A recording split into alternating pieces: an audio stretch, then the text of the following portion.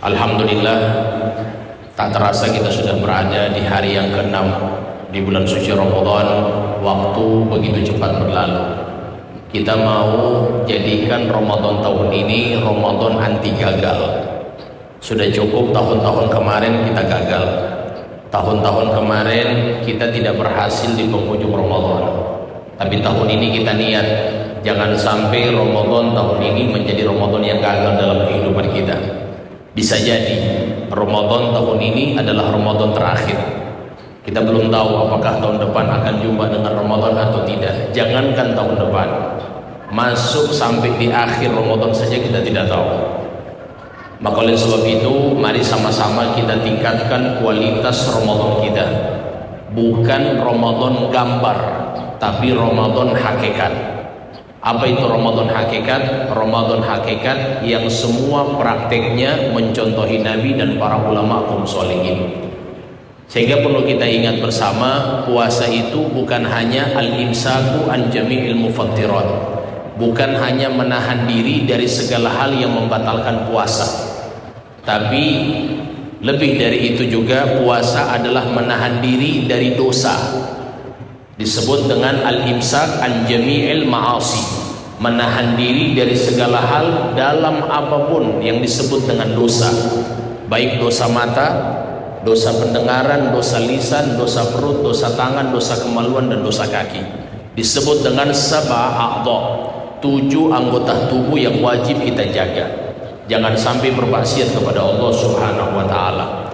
Sehingga disebutkan bahwa untuk menambah kualitas ibadah puasa kita, maka yang harus kita perhatikan adalah bagaimana menjaga sunnah Nabi Muhammad dalam berpuasa.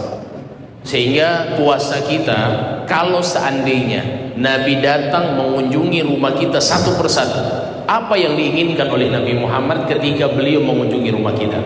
Kita sedang apa yang membuat hati Nabi Muhammad SAW gembira sallallahu alaihi wa alihi?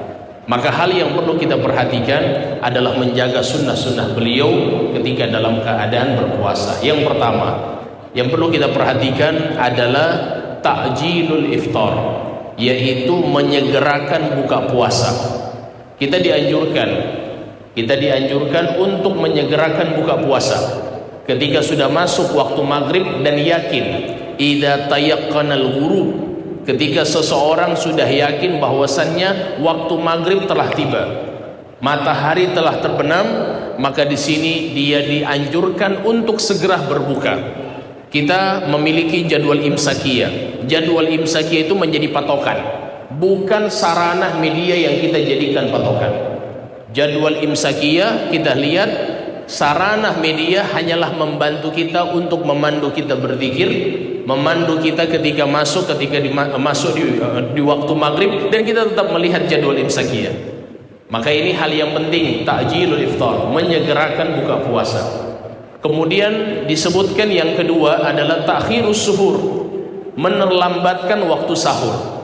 Sehingga kalau para kaum solehin, mereka ketika masuk di bulan suci Ramadan, mereka sahur, tidak meninggalkan sahur sama sekali. Disebutkan oleh Nabi SAW, tasahharu fa inna fis sahuri barokah, bersahurlah kalian, bukan hanya sekedar bikin kuat nanti di siang hari, tapi sahur, kata Nabi Muhammad, itu ada keberkahan.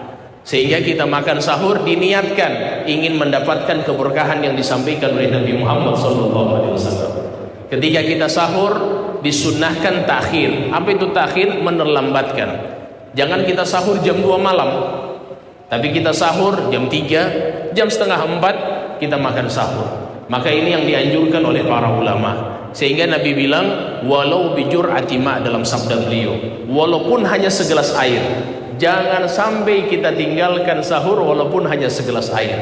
Terkadang kita bangun tidak mau makan, maka kata Nabi jangan sama sekali kita tidak menyentuh atau meminum air saja, maka itu sudah mendapatkan fadilah daripada sahur.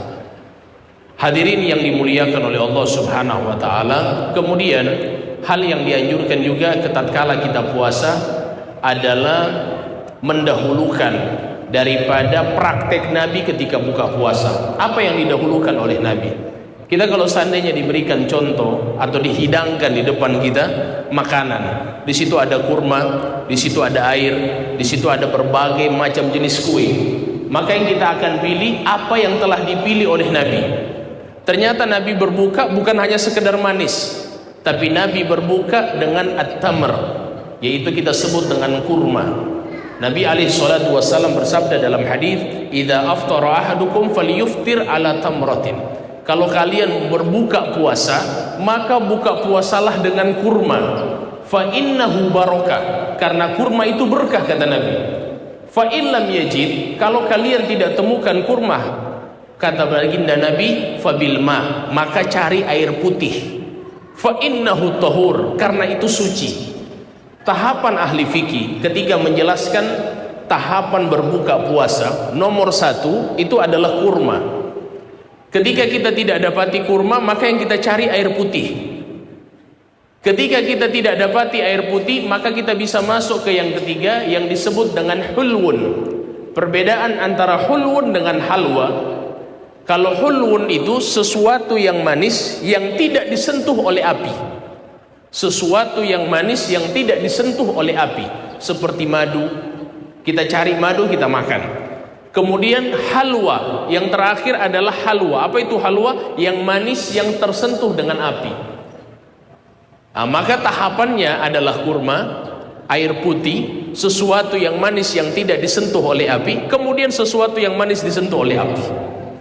Jadi ini tahapan yang dipraktekkan oleh Nabi Muhammad SAW. Sehingga hal ini jangan sampai kita tinggalkan. Kemudian yang berikutnya hadirin yang dimuliakan Allah adalah al-ityanu minad du'a. Perhatian kita terhadap doa buka puasa. Selama ini kadang-kadang kita lupa doa buka puasa. Dan doa buka puasa, sekali lagi saya ingin sampaikan bahwa paling afdol doa buka puasa itu berada setelah kita makan dan minum. Doa buka puasa ketika setelah makan dan minum, dan ini disebutkan dalam kitab I'anatul Talibin, ditulis oleh Syekh Bakar Syattah. Beliau menyebutkan bahwa paling afdolnya daripada doa buka puasa adalah tatkala seseorang sudah menyentuh kurma, sudah meminum air, kemudian dia membaca Allahumma lakasumtu wa bika amantu wa ala rizkika aftartu wa ilaika anab dhahaba dhama'u wabtallatil uruq wa thabatal ajru insyaallah. Itu kurang lebih panjang daripada versinya doa buka puasa. Jadi disampaikan oleh para ulama ketika buka puasa, untuk membatalkan puasa kita membaca doa makan, sebagaimana doa yang diajarkan oleh para ulama dari sabda Nabi Muhammad, Allahumma barik lana fima razaqtana wa qina adzabannar. Atau yang paling ringan, kita baca bismillah. Kita makan baca bismillah, kita minum air, kemudian kita bilang Allahumma lakasumtu. Karena dari segi makna antara praktek doa, makna doa dengan praktek yang kalau kita baca doa itu sebelum kita makan dan minum, maka tidak connect maknanya. Allahumma lakasumtu, ya Allah, karenamu aku telah berpuasa. Dia menggunakan fi'il madhi, kata kerja yang lampau sudah berlalu. Allahumma lakasumtu wa ala rizkika aftartu, dan atas rezekimu aku telah berbuka. Berarti sudah selesai berbuka. Kemudian ditambah dhahabad dhama'u, telah hilang rasa haus. Telah hilang rasa haus berarti sudah selesai minum. Wabtallatil uruq, urat-urat menjadi basah, kerongkongan menjadi basah. Wa thabatal ajru insyaallah, dan mudah-mudahan pahalanya ditetapkan oleh Allah Subhanahu wa taala. Sehingga doa ketika buka puasa disebutkan dalam hadis disebutkan da'watun hina yuftir, yaitu doa seorang yang berpuasa tatkala dia berbuka, maka di sini doanya mustajab.